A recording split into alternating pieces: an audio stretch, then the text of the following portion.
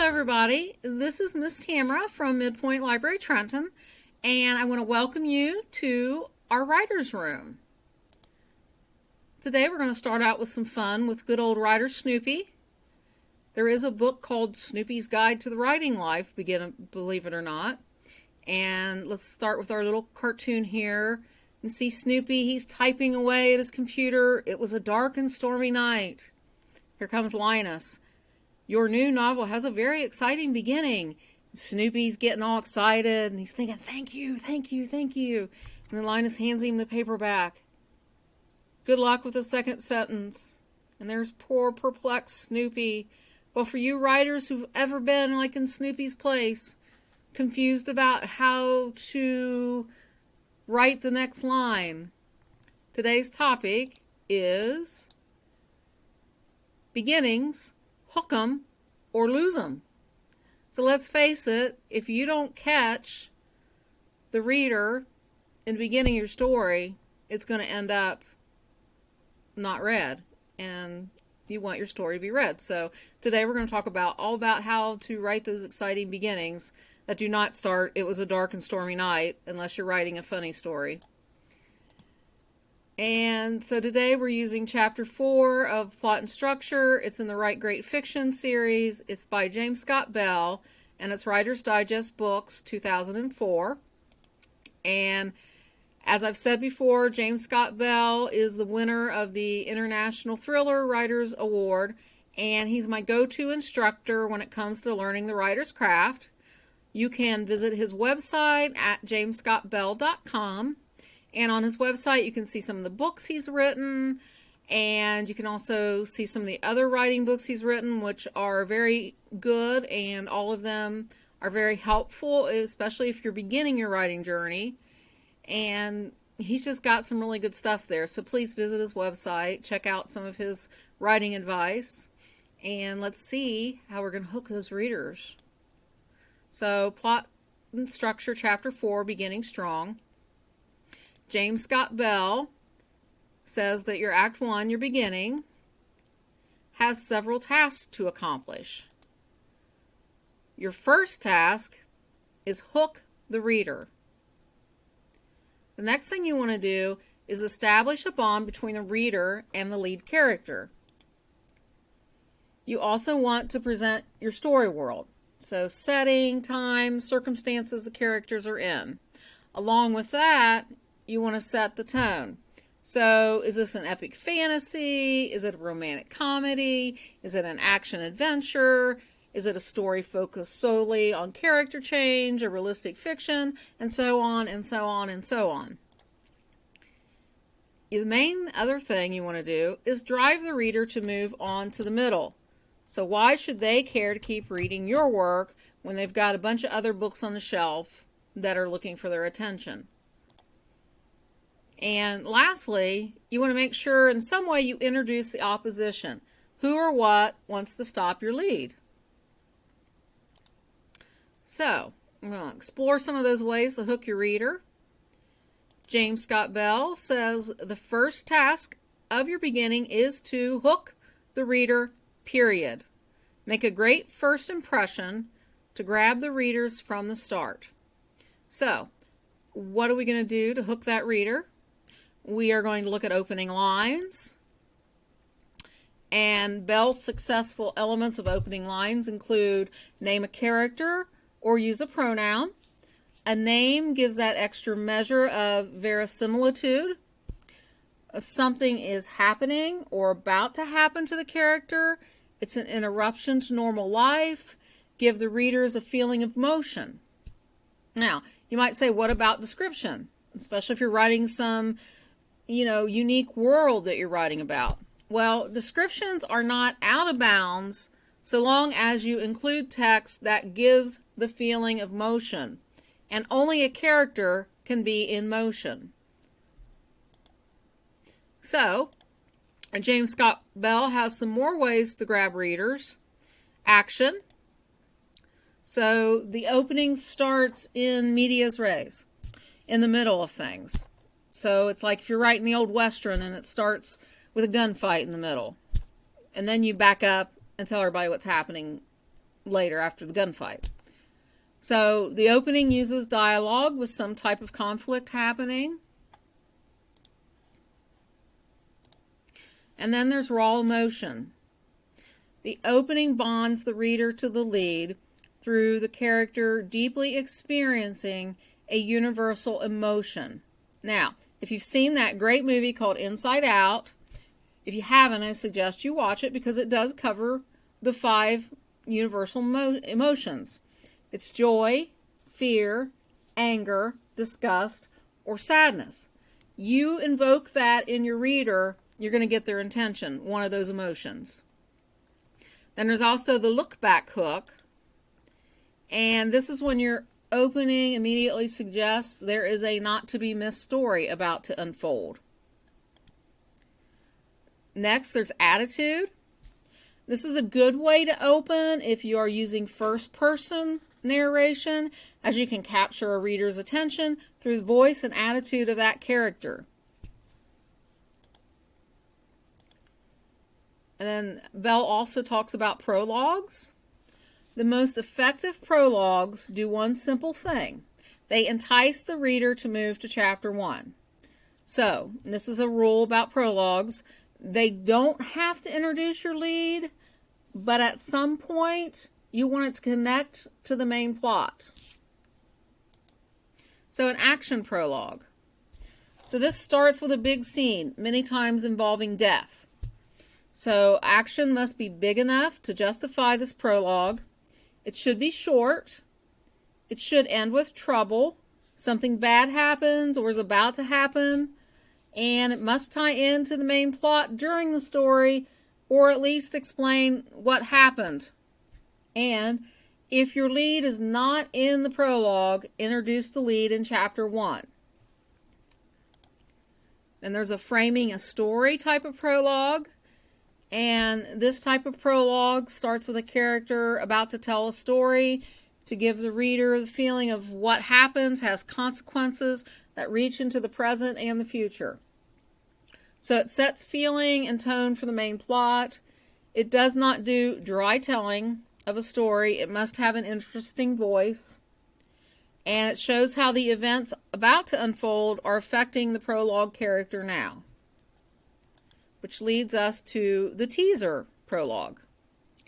This starts with a scene that happens later in the book to grab readers to read on to see how the character got into this situation.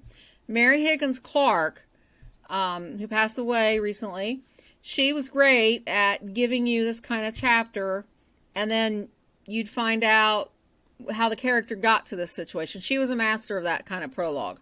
So, it uses a highly charged scene as the teaser.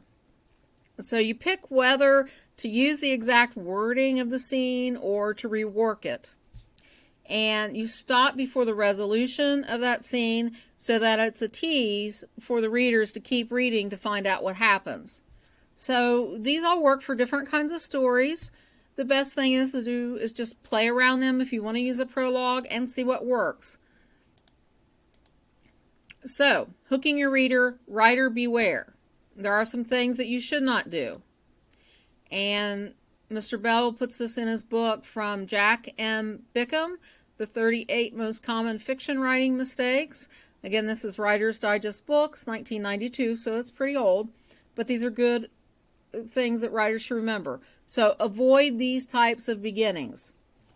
Too much description. Brief description is okay if it works into the action. Backward looks. Avoid backstory dumping and flashbacks. I think when we all start out writing, I'm guilty of this in the past, is we want to tell everything we can about our character. And we think the reader needs to know all this to understand the story. So, lastly, there's no threat or conflict. You need an opening disturbance. So, try to, if you've written like this before, just keep practicing and eventually you'll see what to knock out and your story still has a good beginning. So, the next thing was bonding the reader and the lead. So, James Scott Bell says, by tapping into our emotional memories, we can create an infinite variety of characters.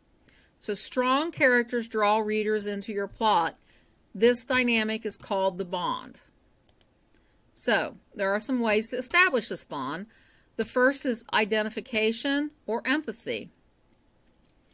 The lead is like us, appears to be a real human being. A real human being is trying to make it in the world, a little fearful at times, and not perfect. And if you're writing a fantasy where you don't have human characters, you can apply this to your non-human characters as well. Just how is that non-human character like us? Another one is sympathy. So, how to establish reader sympathy with the lead, even a lead with negative qualities. So, put the lead in jeopardy, physical or emotional. Put them in some hardship. Try not to have the character whine about it, but try to overcome it. People like to root for the underdog, that character who seems not to have a chance of winning. And then there's also vulnerability. A character could be crushed at any time. So those are some ways to establish sympathy. You don't want to overdo any of these because then you're just going to overwhelm your reader. And there are a couple others. There's likability. The lead character does likable things. The lead character is someone people like to be around. Then you might ask, what about the unlikable lead? Well, according to Bell, you can write an unlikable lead if you compensate in another way. The lead's after power, or make the lead so fascinating that the reader is unable to quit following what the lead does next. And then lastly, there's inner conflict. So bringing your lead's doubts to the surface in your plot pulls the reader deeper into the story. So it's that conflict between like two competing things in your lead. Maybe they really want to do this, but they're scared. So it's how the lead is dealing with inner conflict. So next, from James Scott Bell, we have present the story world. So what kind of world does your lead live in? What is life like for your lead? And if it works, show what the lead's professional life is like. And also we have set the tone of your story. So readers want to settle into a consistent tone. This does not mean a serious novel can't have comic relief or a comic novel some drama. Variety is a good thing. It keeps readers engaged. But you just want to establish that tone so your reader knows, okay, this is a science fiction adventure. It's not a Hallmark movie. So, or it's a romantic comedy like a Hallmark movie.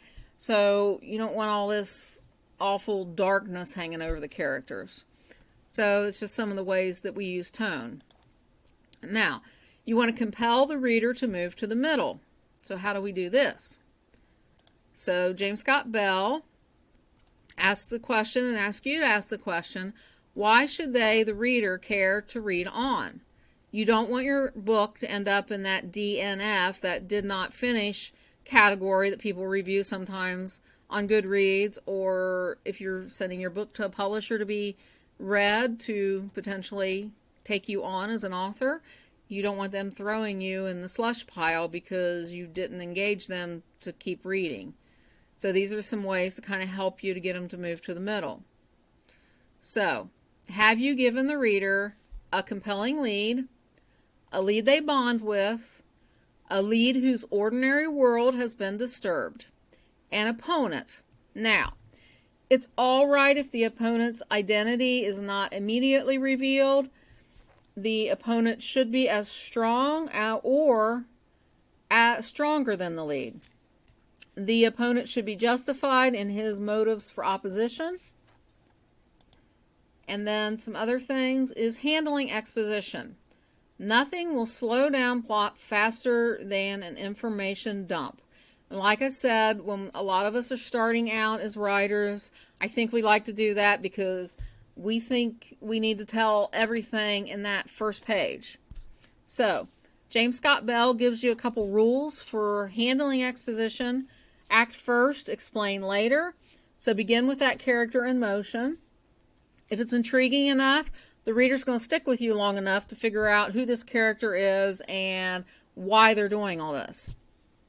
So when you explain, do the iceberg. So give us, the reader, 10% above the surface that is necessary to understand what's going on, and leave that 90% hidden and mysterious below the surface. So set information inside confrontation. So let information come out within a scene of intense conflict. So if you still want to use description, make sure it sets the mood, it gets a character involved early, and it gives us a reason to keep reading.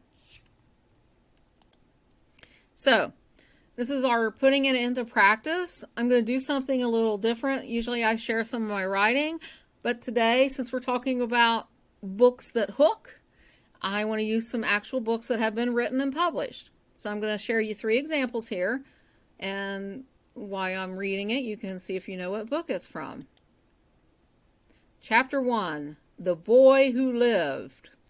Mr. and Mrs. Dursley of number 4 Privet Drive were proud to say that they were perfectly normal, thank you very much. They were the last people you'd expect to be involved in anything strange or mysterious, because they just didn't hold with such nonsense. And if you do not know what this book is, it is Harry Potter and the Sorcerer's Stone. And this is the chapter where Harry gets left on the Dursleys' doorstep. Number 2. This is a new book I just read. This is the introduction. Bigfoot Destroys Town. That was the title of an article I received not long after the Mount Rainier eruption. I thought it was spam, the inevitable result of so much online research.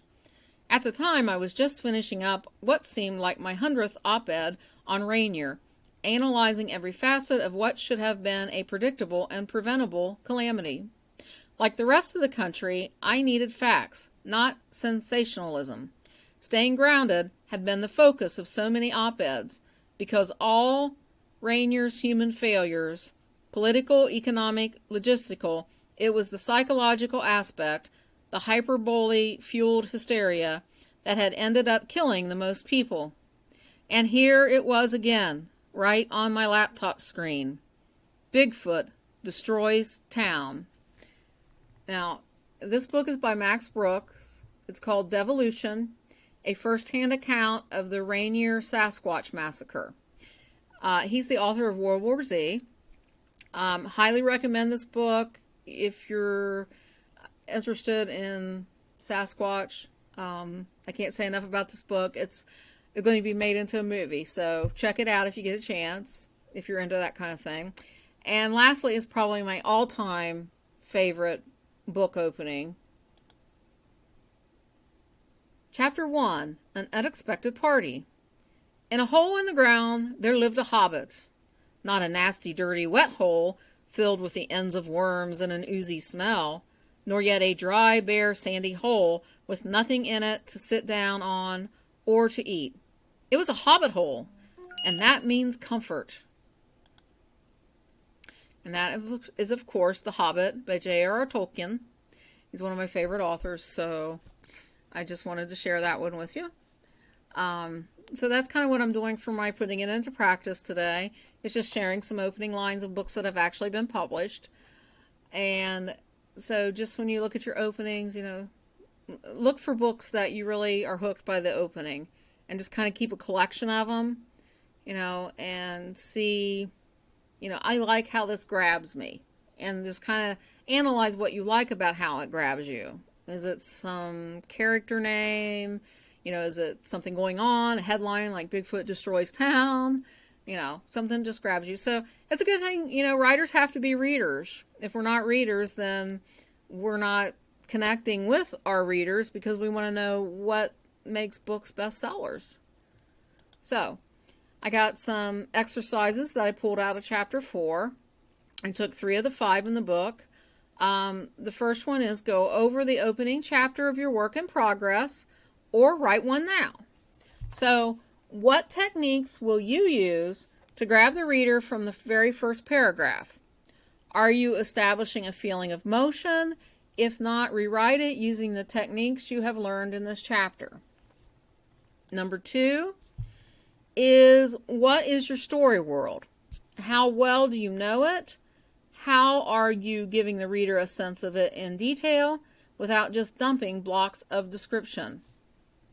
And the last one I picked out was, how are you introducing your lead character? What is going to make your lead memorable? Brainstorm 5 possibilities for your lead in each of the following categories. Identification, how is the lead like us? Sympathy, is the lead in jeopardy? Physical or emotional? Hardship, the underdog, or vulnerable? Likability, is your lead witty? Does your lead care about other people? And lastly, inner conflict, what 2 voices are battling inside your lead? So these are just some jump starters to work on beginnings. Kid you not, I once wrote the same paragraph, same first page, probably 50 times. And then it probably ended up getting thrown out and started over anyway. So, beginnings are important. So see what you can do. I hope this has been good for you in your writing journey. And I want to thank you for joining me today for Beginnings, Hook 'em or Lose 'em. And we'd love to know what your favorite openings are, or if you have any other ways you've hooked your readers. So please share your own tips, thoughts, and any questions in the comments on YouTube or Facebook. And if you have any questions or want to share work for critique, you can email me at tmenninger@midpointlibrary.org. And to keep up with what's happening at the Midpoint Library System, please like us on Facebook and Instagram, follow us on Twitter, and subscribe to our YouTube channel. And, as always, keep on writing. We'll see you next month. Take care.